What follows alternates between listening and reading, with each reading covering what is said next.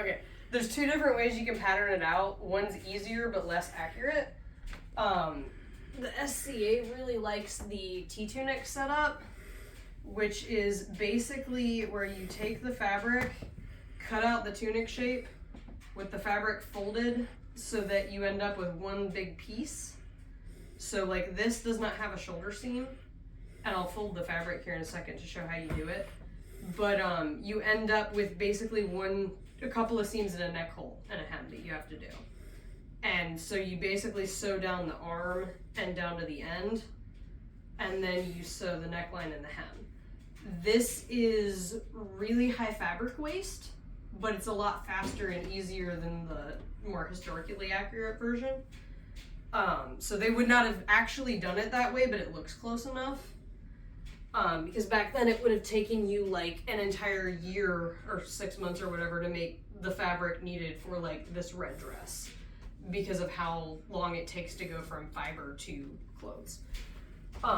So for T-Tunic purposes, patterning wise, you can either use like an existing shirt that you have that you like how it fits and use that as the pattern, or you can actually do your measurements and draw it out.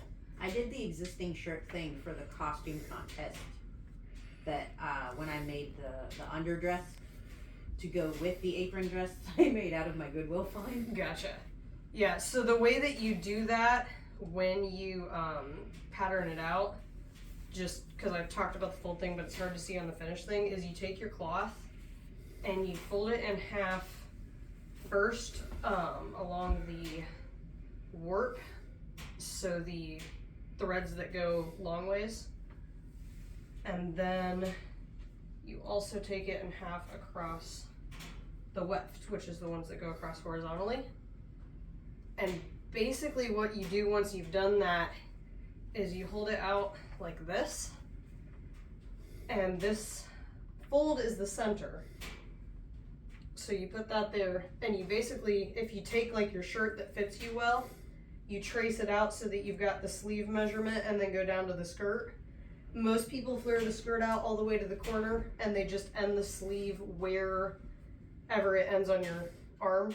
So if you have narrower fabric, you're gonna end up with a shorter sleeve thing.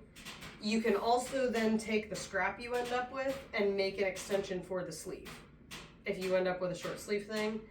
And like, especially like old school SCA folks, you'll see a lot of people that'll have something where it's got a sleeve down to like here, and then it's got like woven trim around it, and then the rest of the sleeve. They do that to hide that seam. So a lot of them were using like 44-inch like apparel cotton, because that's a standard width.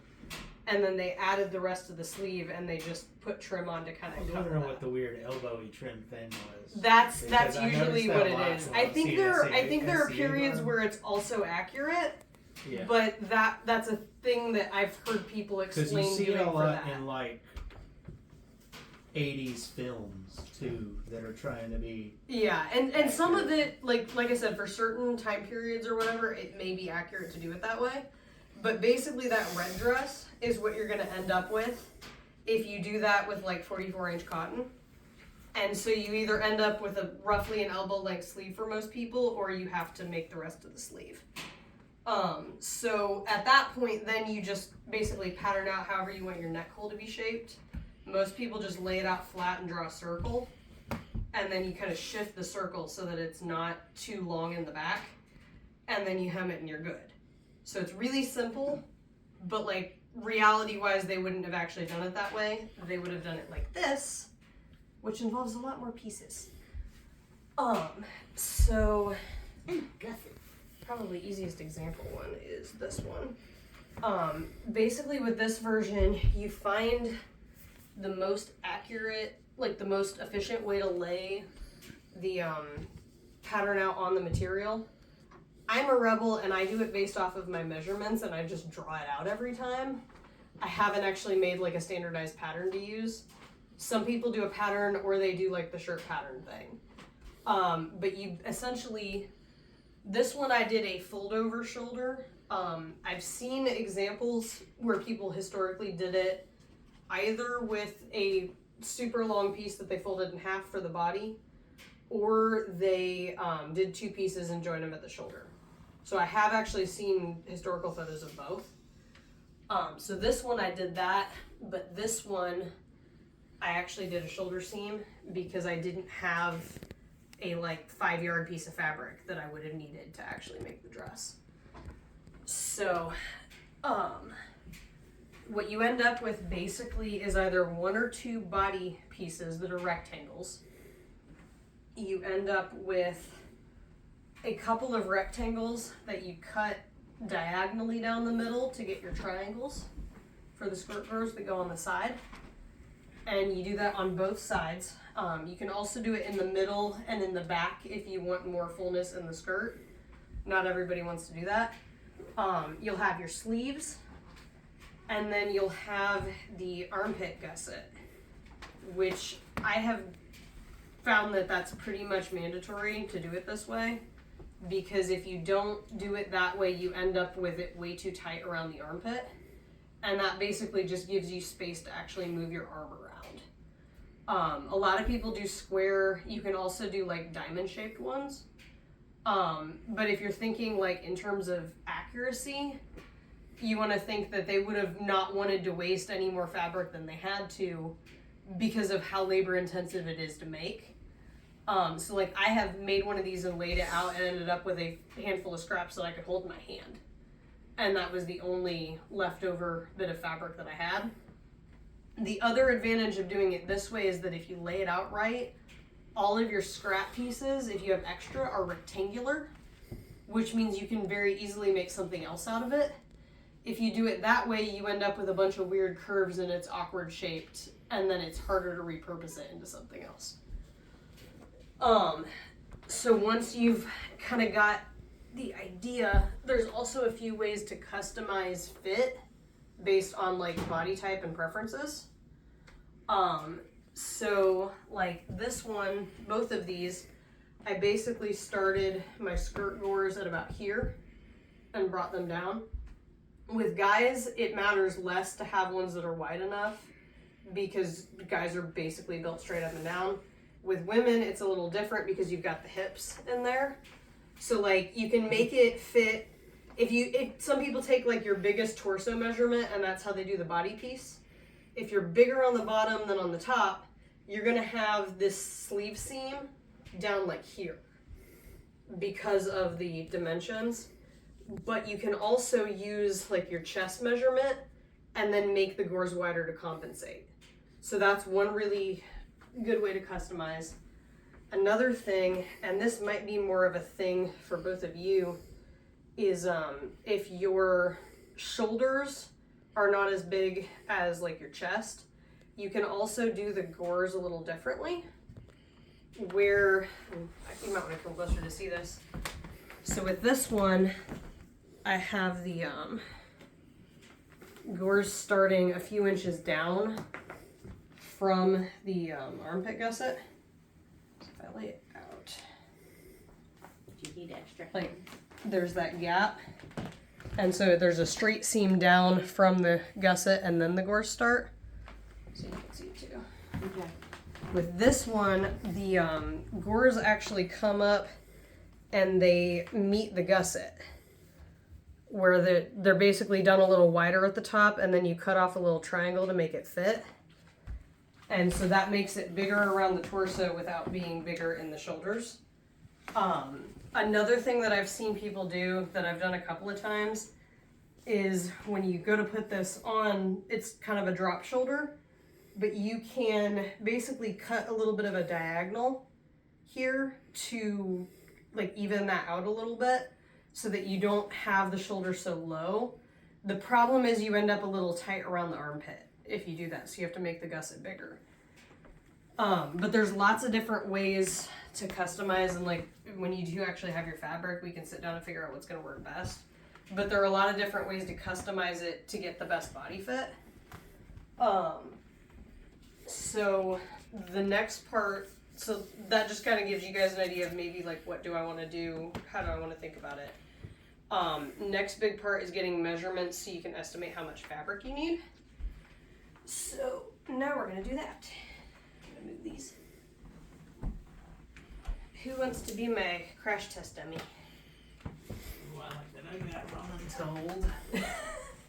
Hey, your measurements will be done. Alright, and I gotta think through this because I did not adequately really prepare for this. Also, I'm gonna use white cotton because I have 20 yards of it. Oh, nice.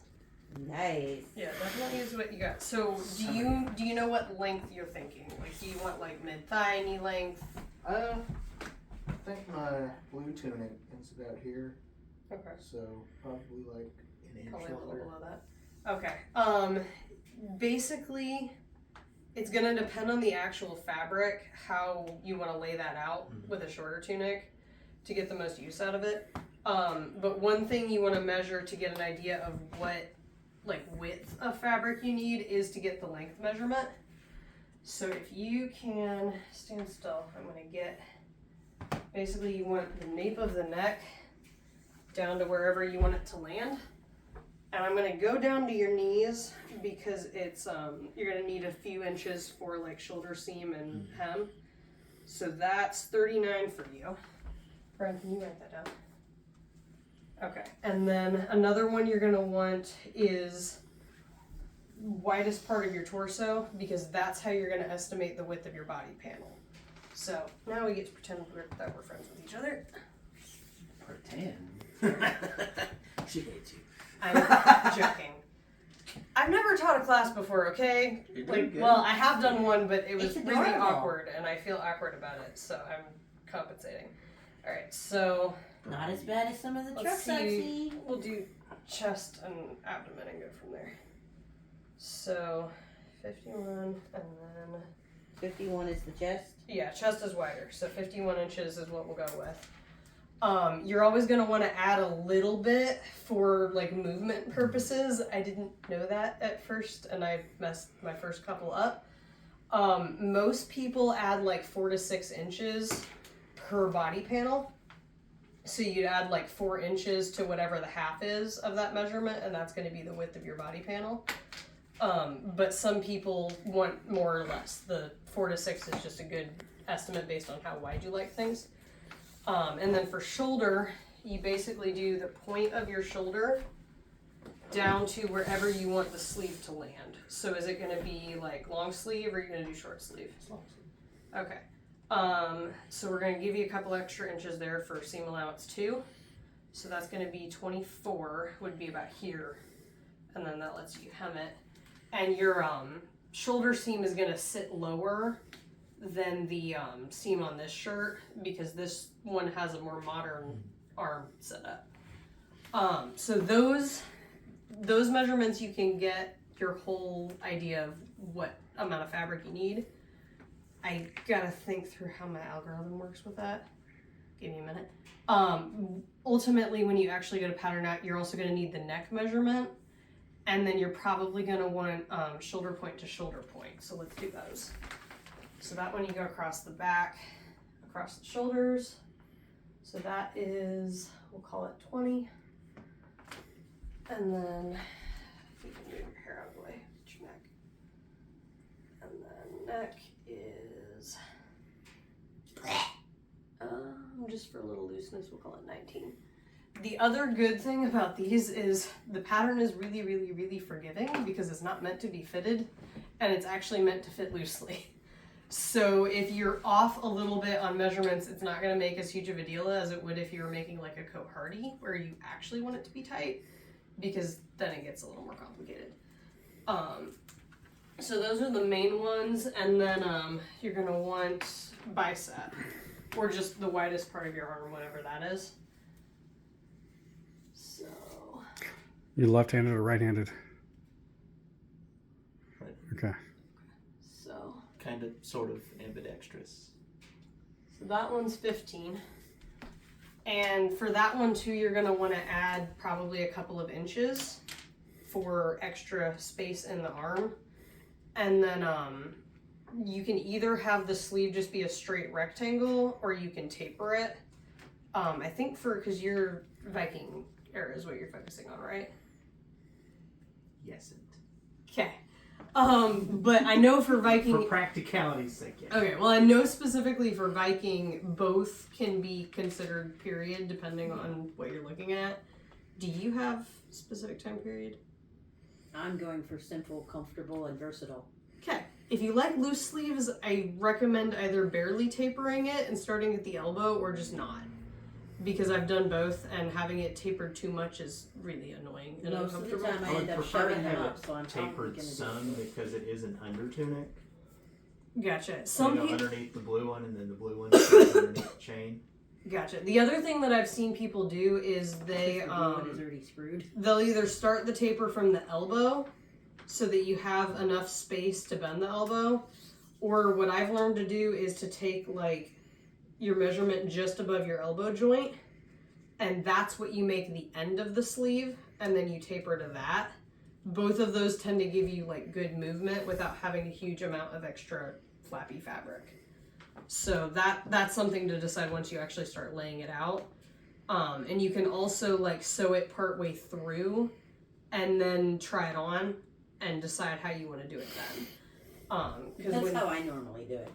Yeah, because when you actually construct it, you start with the shoulder and the sleeve seams and cut out the neckline, and then you can like stick it over your head and see how it's actually gonna fit. So fabric measuring algorithm, I'm gonna have to write this part down and then we can have you like record the paper. But basically to figure out how much you need, if you're doing a full length dress, most linen fabric comes in like 55 to 60 inch widths. A lot of cotton apparel fabric is more like 44. Pre-wash the fabric. Some people don't do that, but if you don't and it shrinks, it's gonna be very sad. So like what I do is I just wash the crap out of it, like put it on heavy duty, high temperature, and then dry it on hot. Some people do it 2 or 3 times. I usually just do it once. Especially if you're doing linen, there will be a crap ton of lint. So it's a good idea to check that a couple of times in the dryer cycle, or you might catch your house on fire. Not that I've actually caught my house on fire, but it's a lot of lint. Like the whole thing will be full. And that'll happen the first few times you wash linen until it kind of gets broken in. But the way that you end up estimating it is basically your estimation for the body panel. So what was that for him? The widest part of the torso was 51. So 51 times 2, because you need, if you're laying it out across the horizontal, which is usually what you do, because if you do it lengthwise to get that shoulder fold over instead of a seam, you end up with an awkwardly sized piece, and it can be hard to fit the arms and the skirt and everything, like the gores, into that. So it's usually easiest to do that way. You're just gonna have to do an extra seam. Because I think that's what we did with yours when we first tried to do it the first time. Mm-hmm. You also usually end up needing more length if you do it that way. Hey, Whit. After you get done washing, you iron your stuff too, don't you? It depends To on make what sure mood it's- I'm in. The correct answer is that yes, you should iron. I don't like ironing, so I don't always, and with this it doesn't make a huge difference as long as there's not like massive wrinkles, because like I said, the pattern's really forgiving. But most people that want it to be more precise will actually iron the fabric beforehand. It's not always as big of a deal with cotton, if that's what you're gonna use, because it tends to wrinkle less. But with linen, it's gonna be wrinkled like crazy, and you're gonna want to do So recommended, but not required. basically. Most things are more flexible. So yeah, it's the width of the body panel times 2, and then you take the length of the sleeve that you were looking at. So that would be his arm length. That 51 was all the way around his chest. Oh shoot. Well, it's just 51 times 1 then. You can take. See, this is why I don't like doing this late at night. But if you take the diameter of your chest, you just do it times 1. If you did like from side to side, then you would do times 2. So it's that, and then the 4 to 6 inches for movement. that's going to be going at the end. Okay. So for the next part is the sleeve. So the length of his arm. 24 with the seam allowance. Okay. So you're gonna take that, and basically what I'm laying out is you have body panel, like if you picture the fabric laying out in front of me, you got body panel, sleeves. Most people, you can get the sleeves out of the same like length of fabric, but we're gonna take that one times 2, because what's gonna happen is you're gonna cut the skirt gores out below the sleeve when you actually lay it out on the fabric, and I'll actually pull my stuff out and show this later. But it's gonna be the arm length times 2, and then I like to add like an extra foot for the like extra like ease space and extra scrap fabric, just in case you were off on measurements and that kind of thing. So then you add the 12 inches, and I don't have a calculator on me. What do you got? 51 plus 48 plus 12. 111. Okay, so 111, and that's the number of inches of fabric roughly that you're gonna need. So then you can divide that out and figure out what that is in yards, which, let me just grab my phone and calculate that. Yay, I'm organized. Just over 3. Just over 3. Yeah, and usually I'll like round up to the nearest yard, just because it's easier, or like half yard if you're really wanting to be careful with it. So yeah, you would take whatever that total inches is and divide by 36, because that's the number of inches in a yard. Take times instead of divide. I can type today. So yeah, you end up with like 3.08. So basically you would want 3 yards, and you'd probably be able to get what you need out with that. I know with you, we had already kind of laid it out, so you already had a piece that was the right size. We just have to reconfigure a few of the measurements because we doodled up on the map. Yeah, I know we did it wrong when we did it the first time. But basically... Good thing we didn't cut it yet. Yeah, but basically that tells you what roughly the amount of fabric you need to order. That 12 inches is also supposed to account for like shrinkage when you're washing, because most fabric is going to shrink along the length rather than the width, because usually in the weaving process the warp is pulled tighter, and so there's more width that there's more tension in those threads for them to shrink back down. But it kind of just varies based on the fabric. Linen, I've not had ever like shrink massively. I feel like cotton tends to shrink more. So it's just gonna kind of depend, but usually it's not more than a couple inches widthwise. So it doesn't normally make a huge difference in like the length of what you're gonna end up with. So actual like hands-on looking at how it folds out. For like my fabric that I'm going to use, this was going to be a dress where I was debating, do I want to make it this length this way, or do I want to make it do I want to do it long ways? If you do it with the length of the fabric, unless you are very short, you are going to end up, if you're doing a full length thing, with a little bit of a gap at like the ankle. So you're going to end up with like ankle length, because by the time you do the shoulder seams, which is usually an inch, half inch or an inch, and the hem, which is usually about an inch, it's going to be more like here is where it's going to land once you cut everything out. So you got to keep that in mind. It's the easiest way to do it, but you may end up with a funky length when you finish. Or I was going to do it this way. If I can actually fold this stupid thing. And I believe I'd already started to lay it out on this one actually, so we can just pull that up. But just to show the length estimate, basically what I was doing was like roughly shoulder, and then shoulder across, and then arm length, and arm length. is basically how I estimated mine out. And it ended up coming out pretty accurately once I actually shrunk the fabric down.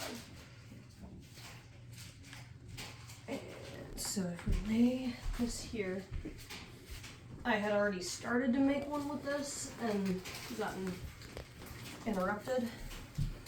So the way this one actually ended up was that these big panels here are the body panels.